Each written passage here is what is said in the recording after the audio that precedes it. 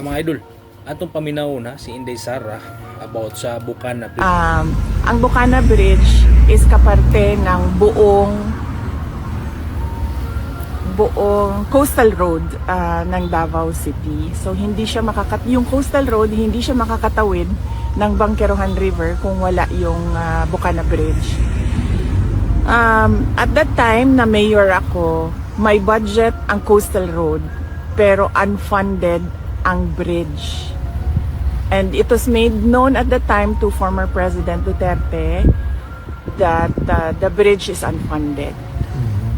At siya ay naghanap ng paraan para mabigyan ng pondo yung bridge. So noong nakahanap siya ng pondo ay sinimulan yung negotiations, sinimulan yung mga planning, lahat ng paperworks para doon sa bridge na yon ay sinimulan na. But ngayon, nandyan na yung bridge, so dapat nating pagpasalamatan para sa akin bilang isang Dabawenyo at syempre sa mga tiga Mindanao na din dahil nagbe-benefit din sila doon sa coastal road na yun, no? Traveling from south to north of Davao in the region. Nagpapasalamat kami kay dating Pangulong Rodrigo Duterte dahil hindi siya tumigil sa paghahanap ng pondo para doon sa tulay.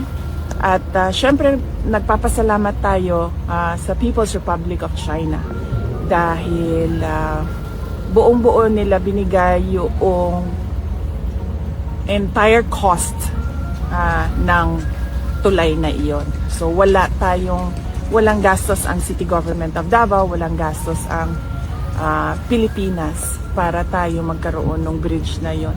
At napakahalaga ng bridge na yon dahil hindi mag-connect ang south to north kung wala yung bridge. Maunay tinuod mga idol. Dili kadtong ning bisita diha nga nangangkon nga iya ko nang digasi. Kanang ipang istorya ni Vice President, maunay tinuod nga nahitabo.